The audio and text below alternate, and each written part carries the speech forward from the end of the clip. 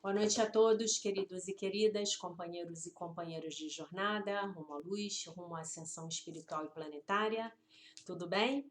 Então, estamos aqui hoje, dia 24 de julho de 2022, dando continuidade ao nosso trabalho de leitura do livro dos 50 Princípios dos Milagres de um Curso em Milagres. Estamos no último princípio, que é o do milagre de número 50. Que vai declarar que o milagre compara o que tu fazes com a criação, aceitando como verdadeiro o que está de acordo com ela e rejeitando como falso o que está em desacordo, né? Lembrando que esse é um livro do Dr. Kenneth Wapnick e que se você tiver chegado nesse vídeo aqui agora, eu peço a você que vá lá para a playlist dos 50 princípios dos milagres de um curso em milagres e comece a assistir os vídeos a partir da introdução. Isso vai facilitar muito, muito, muito o seu entendimento, e especialmente se você for um aluno novato de um curso em milagres. Aí o Dr. Kenneth diz assim: aqui está a distinção entre fazer e criar. O milagre compara o que fizemos, o que nós fizemos, que é o mundo, com a criação. Isso é similar ao que está exposto no princípio 38. Existem certas coisas que fazemos nesse mundo que estão de acordo com a criação, tal como a união com as pessoas. Não é criação, mas está de acordo com ela porque segue o princípio de unicidade e união. Qualquer coisa que façamos que nos una uns aos outros do ponto de vista do Espírito Santo é verdade. Não é verdade no nível do céu, mas é verdade porque reflete a verdade do céu. Se estiver em desacordo com esse princípio de unidade, o que significa que estamos nos separando das outras pessoas, então é falso. Essa é uma forma de reconhecermos ou vermos a distinção entre os dois níveis sobre os quais eu falei. No nível 1, a verdade é apenas do espírito, o que Deus criou. A falsidade é tudo o mais. No nível 2, a verdade é o que o Espírito Santo pode usar para nos ensinar o que é verdadeiro, e a falsidade é o que vai nos ensinar que o ego é verdadeiro. No nível 2, a verdade é qualquer coisa que esteja de acordo com a vontade do Espírito Santo, que é qualquer coisa que nos una a outra pessoa.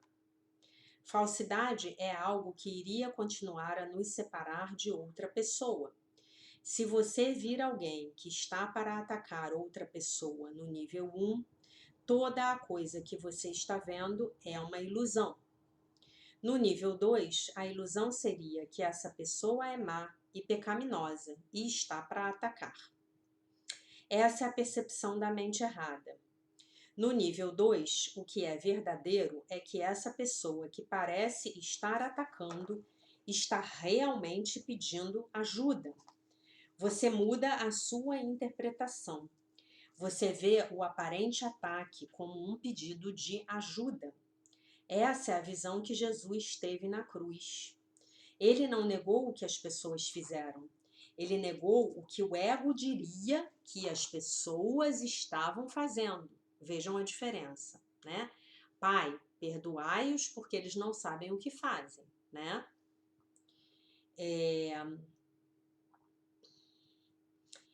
Ele negou que as pessoas fossem mais pecaminosas, cruéis e que o estivessem assassinando.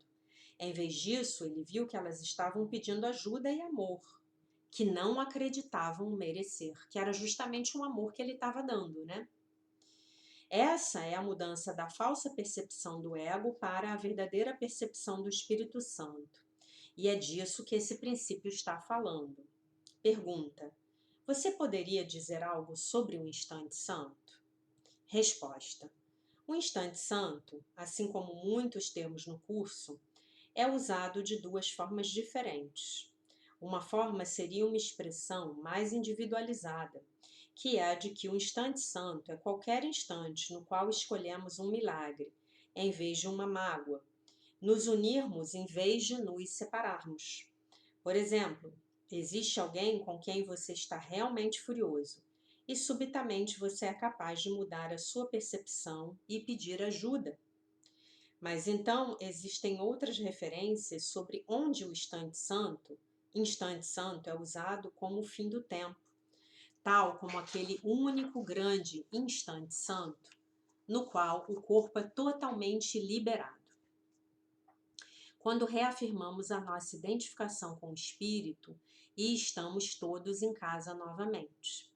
A palavra é usada dos dois jeitos, tanto num sentido mais amplo quanto num sentido mais individual. E lembre-se de que escolher um instante santo só requer uma pessoa, não necessariamente as duas pessoas num relacionamento, né? Uma pessoa é suficiente. É necessário que só você peça pelo milagre. A outra pessoa pode nunca ter ouvido falar em um curso de milagres e tá tudo bem, vai funcionar do mesmo jeito para você e para ela. É sempre ótimo quando ambas concordam, mas não é necessário para que a cura aconteça. Assim, embora sejam necessárias duas pessoas para terem uma discordância ou discussão, só é necessária uma pessoa para perdoar. Ambas são perdoadas por sua crença na realidade da separação, quando uma se lembra de que ela não é separada da outra. O curso diz que uma vez que você experiencia um instante santo e depois volta para cá, nunca mais sente o mesmo. Ou eu estou apenas tirando um sentido que não está muito explícito aqui, né? Ele pergunta. Dr. Kenneth responde. Ele ensina que uma vez que você tenha aceitado totalmente a verdade desse sistema de pensamento, quer dizer, o sistema de pensamento do Espírito Santo, nunca mais você vai olhar para esse mundo da mesma forma de novo. Verdade, não olha mais. A experiência da maioria de nós é que nós não a aceitamos totalmente. Podemos aceitá-la em uma ocasião específica ou em um período específico de tempo, mas depois de repente voltarmos à velha maneira. Aí ele pergunta, mas poderíamos continuar aqui? Quer dizer, sim, na terceira dimensão. Se ele pedisse a você para fazê-lo. Não estou certo de que você iria querer fazer de outro jeito, mas se tiver feito bem todo o seu trabalho, terá feito o que veio fazer aqui. E se ele pedir a você para ficar mais um pouco, bem, é claro, você diria sim, certo? Pergunta. Existe também uma seção no manual que se dirige a isso especificamente. Deus pode ser atingido diretamente? Seção 26 do Manual dos Professores.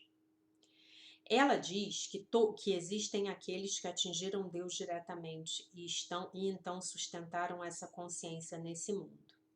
É desnecessário dizer que esses são poucos, mas é basicamente a mesma ideia.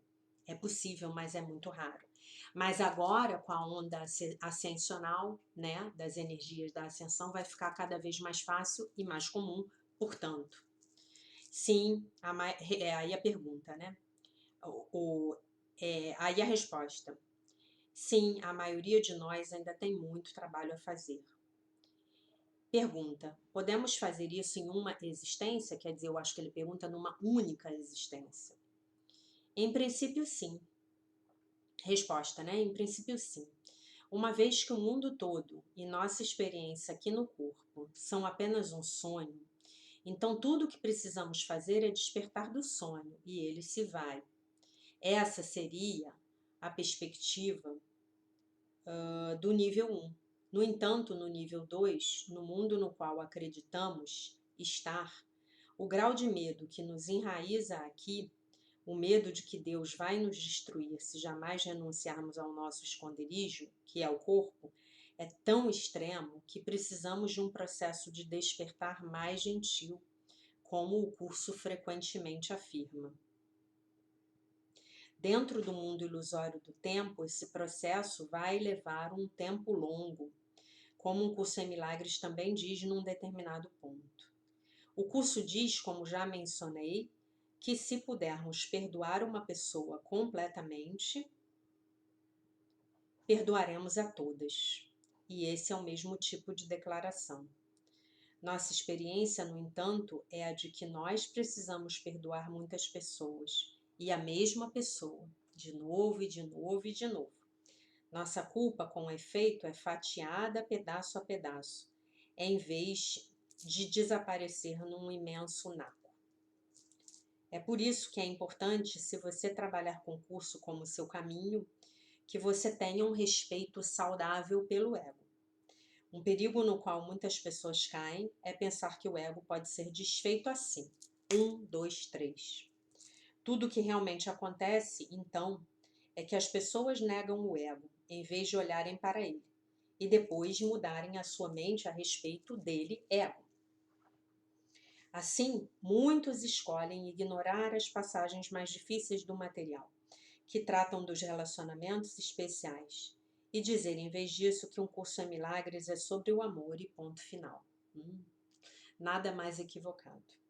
O curso não é sobre o amor, o curso é sobre a culpa. Reconhecendo a nossa culpa, então somos capazes de liberá-la. E então o amor de Deus é restaurado à nossa consciência, porque a culpa é que é o obstáculo, a consciência do amor, né? O amor está lá. A culpa é que está obstruindo a presença do amor nas nossas vidas, né? Mas não podemos pular etapas, e essa é uma das maiores vantagens de ser um psicólogo, né? Porque ele era psicólogo.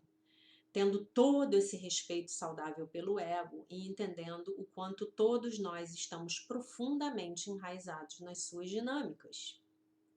Um curso em milagres diz, como já vimos, que quando chegamos mais perto da fundação do ego, quando começamos a ouvir mais ao Espírito Santo do que ao ego, o ego retalia e se torna cruel. E o curso quer dizer isso literalmente. A meta do ego é o assassinato, diz o curso. E ele quer dizer isso muito literalmente também. Ignorar essas referências é perder de vista o cerne do curso. E também é perder o papel específico de Jesus e do Espírito Santo em nos ajudarem a atravessarmos esses dolorosos períodos de desestabilização, como o curso se refere em um trecho a esse processo. Nós precisamos da ajuda, de Jesus para segurar nas nossas mãos, conduzindo-nos quando a crueldade do ego se tornar pesada demais. Então poderemos começar a experienciar a natureza ilusória da nossa culpa e medo, o terror aparente ao qual o curso se refere, e conhecer o amor de Deus que verdadeiramente nos sustenta. Pergunta: o corpo, o ego, a identificação do corpo como nós mesmos. Estou confuso. Você poderia falar sobre isso? Essencialmente, um curso em milagres fala bastante, especialmente nos primeiros capítulos, sobre a equação ego-corpo. Estamos sempre equacionando a nós mesmos com o corpo, né? Eu acho que aqui não é bem, equacionar, né? É você equalizar, talvez, é dizer que é igual, né? Que é a mesma coisa, né? Acho que aqui não está muito bom. Uma coisa que é útil para manter em mente é que o ego é mais do que o corpo, né? Porque é o corpo psicológico também, ele já explicou pra gente, né? Além do corpo físico, é o corpo psicológico. Depois que o corpo morre, o ego ainda está por perto, perfeito. Lembre-se que o ego é um sistema de pensamento radicado na culpa. O corpo é meramente a incorporação do ego. O pensamento do ego que assume uma forma, ou o pensamento de separação que assume uma forma. O corpo é meramente um instrumento de aprendizado. Ele tanto pode reforçar os ensinamentos do ego, quanto os ensinamentos do Espírito Santo, o que, em última instância, iria nos ensinar que nós não somos o corpo. Nós viemos a esse mundo para que pudéssemos aprender certas lições. Nós viemos para cá com muito excesso de bagagem ou malas cheias de todos os tipos de roupas sujas, nossa culpa, medos, etc. Qualquer mala que não tivermos esvaziado enquanto estivermos aqui, qualquer culpa que não tivermos liberado ou perdoado quando os nossos corpos morrem, ainda levaremos conosco, né? Por isso que tem um monte de espírito aí que fica assombrando os que ainda ficam vivos, né? conhecidos e desconhecidos, né? O nome do jogo, basicamente, é nos livrarmos do máximo de roupa branca suja que pudermos. Em outras palavras, liberarmos tanta culpa quanto possível. Qualquer coisa que não liberarmos permanecerá conosco, né? Daí a importância das práticas, da gente trabalhar para limpar as nossas mentes desses pensamentos egóicos. Mais uma vez, um curso em milagres não trata especificamente de toda a questão de vidas passadas ou reencarnação, mas certamente deixa isso implícito. E acho, portanto, que ele iria nos ensinar que qualquer coisa que não perdoemos ou liberemos, levamos conosco e depois voltamos mais uma vez, né, para liberar, para resolver.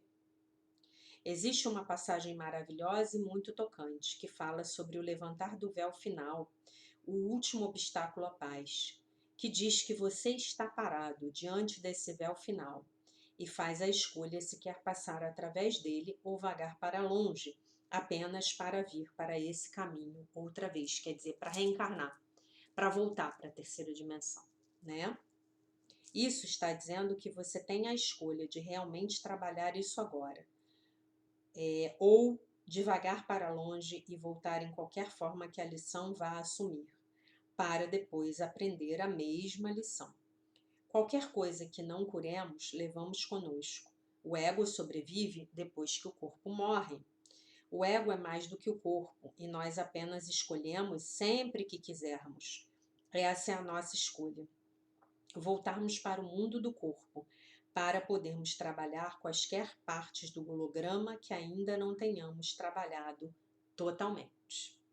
Essa é uma ideia realmente enlouquecedora, simplesmente porque acreditamos estar nessa dimensão em particular do tempo e do espaço, no estado de Nova York, em 1985. E isso não significa que em outro aspecto de nossa mente não estejamos na Grécia ou na Palestina ou em algum lugar daqui a 300 anos.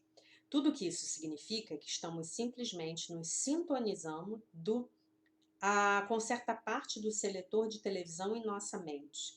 E qualquer coisa a qual estejamos nos sintonizando, estamos tornando real. O que faz isso parecer tão enlouquecedor é a crença de que o tempo é linear. Ele não é linear. E certamente alguns físicos quânticos estão nos ensinando a mesma coisa. A linearidade do tempo é apenas parte do mesmo ardil do ego, para nos convencer de que a culpa do passado é real e é projetada no futuro em termos de medo, e que isso é o que é a nossa realidade. Pergunta: eu gostaria de voltar à ressurreição do corpo. Esse é um artigo de fé na Igreja Católica. O curso está dizendo que esse artigo de fé em particular é um erro? Resposta: sim, ele é. Só para vocês saberem aqui da minha opinião a respeito, eu tenho muita dificuldade com isso, tá? Com essa visão do curso, muita. Para mim a ressurreição foi real, tá? Eu ainda não consegui transcender essa parte aqui do ensinamento. Sim, ele é. Outro artigo de fé na Igreja Católica afirma que Deus criou o mundo e que ele nos criou a sua imagem e semelhança, a sua própria imagem e semelhança. O curso diria que tudo isso é parte do mesmo sistema. Do ponto de vista da Igreja Católica, um curso em milagres é um erro. É por isso que eu acho que um dos benefícios reais do curso é que ele é tão claro sobre não ser o único caminho. Ele diz, em um ponto, que uma teologia universal é impossível. Seria impossível porque está tratando de formas, símbolos e linguagem, e ninguém compartilha todas as mesmas formas, símbolos e linguagens. E ninguém compartilha, e ele realmente diz, no entanto, que uma experiência universal não é apenas possível, mas também necessária. Para atingir essa experiência universal, o Espírito Santo tem que usar diferentes teologias, e teologias vão entrar em conflito. Mas se você estiver procurando problemas, vai encontrá-los e vai encontrar conflito. Pergunta: eu realmente tenho um conflito com a ideia de Deus não estando no mundo. Em alguma coisa tem alguma coisa a ver com a influência de Teilhard de Chardin e como a matéria é espiritualizada. Somos todos um e não podemos separar corpo e espírito. Acho que estou realmente encontrando muito significado nisso. E então o curso está dizendo alguma outra coisa. Eu entendo isso. Resposta. É um sistema diferente. Muitas pessoas, e Teilhard de Chardin certamente estaria entre elas, e diriam que você pode unificar mente, corpo e espírito, esse tipo de ideia holística. Essa não seria a abordagem do curso, porque o corpo não existe fora da mente. Para o curso, né? Teilhard de Chardin era um filósofo francês, se eu não estou enganada, também do século XVII ou XVIII, tá? Filósofo e mais um monte de outras coisas, tá? Porque naquela época os caras que eram sábios, eles tinham várias formações, né? O corpo não existe fora da mente. O curso realmente tem um sistema conceitual totalmente diferente. Eu dei um workshop recentemente e alguém trouxe à tona o exemplo de Madre Teresa. Ela, obviamente, parecia ser guiada por Jesus, que a estava conduzindo de uma forma completamente diferente da qual conduziu o curso. A questão era, como eu poderia reconciliar isso? Eu disse que ele dá a pessoas diferentes mensagens em formas diferentes, que funcionam para pessoas diferentes. Eu tive a boa sorte de encontrá-la diversas vezes e realmente acredito que ela era guiada, na época, era agora, né? Guiada por Jesus. Ele escreveu esse livro em 85, né? Na verdade, esse livro ele foi apenas a compilação do workshop que o Dr. Kenneth deu em Nova York, no ano de 1985. Acho que ela é uma senhora muito santa dentro do contexto do que queremos dizer com isso, e acho que o seu caminho é totalmente diferente do caminho do curso. É um caminho de sofrimento, sacrifício e de seguir os ensinamentos e doutrinas da Igreja Católica Romana tradicional. Mas o mundo precisa dela e do que ela está fazendo, assim como precisa do curso. Pergunta: o plano da expiação é para todos os caminhos? Resposta: sim, um curso em milagres é parte do plano de expiação. Ele não é o plano de expiação. E aqui a gente termina a leitura do livro e eu vou ler para vocês, só aqui para ilustrar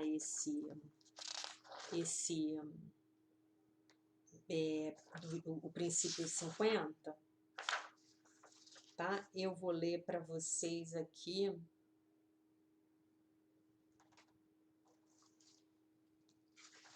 Deixa eu ver aqui. 2 trechos que ele cita para explicar os milagres, tá? Então, deixa eu ver aqui. É o 2:8, 2:5.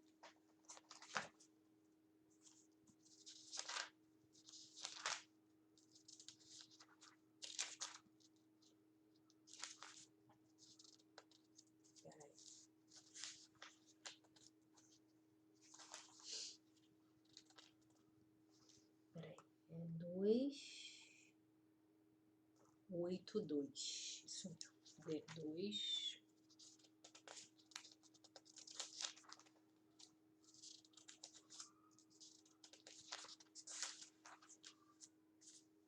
2. É o versículo 5. Assim como a separação ocorreu no decurso de milhões de anos, o juízo final vai se estender por um período similarmente longo e talvez até mais longo. A sua duração, porém, pode ser muito reduzida pelos milagres, um instrumento que encurta, mas não abole o tempo. Se um número suficiente de pessoas vem a ter, na verdade, a mentalidade milagrosa, esse processo de encurtamento pode ser praticamente imensurável. Contudo, é essencial que tu te libertes do medo com rapidez, porque tens que emergir do conflito se vais trazer paz às outras mentes, tá? E o outro trechinho que ele comenta aqui é do capítulo 27. A cura do sonho, onde ele está no item 7.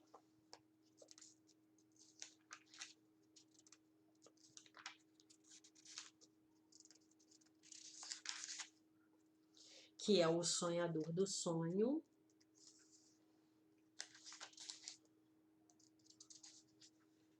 E ele vai ler aqui o 4 e o 5. Tão amedrontador é o sonho, tão aparentemente real, que ele não poderia despertar para a realidade sem o suor do terror e um grito de medo mortal, a não ser que um sonho mais gentil precedesse o seu despertar e permitisse que a sua mente mais calma desse as boas-vindas à voz que chama com amor para que ele desperte ao invés de temê-la. Um sonho mais gentil no qual o seu sofrimento foi curado e o seu irmão veio a ser o seu amigo, né? Aquele irmão do ódio antigo, né? Veio a ser o seu amigo. A vontade de Deus é que ele desperte gentilmente com alegria e deu-lhe então o meio para despertar sem medo. Então é isso, meus queridos. Com esse vídeo a gente dá por encerrado aqui a leitura desse livro maravilhoso que explica pra gente os 50 princípios dos milagres de Um Curso em Milagres. Eu espero que vocês tenham gostado dessa série. Essa série condensa bem o ensinamento do curso e é bem legal para ter uma visão geral e também para ter uma visão introdutória, né? É bem legal. O Dr. Kenneth, ele é sempre maravilhoso com os comentários dele. Com essa parte aí da ressurreição, eu confesso a vocês que isso ainda não entrou na minha cabeça, ainda não entendi muito bem como isso seria possível, mas no dia que eu conseguir, eu conto para vocês como foi a minha experiência. Tá bom? Agradeço a todos pela audiência, espero que vocês tenham gostado. Deixo vocês com a paz de nosso Senhor Jesus Cristo, um beijo imenso e se Deus quiser, nós nos vemos amanhã no vídeo da lição do dia. Bye, bye!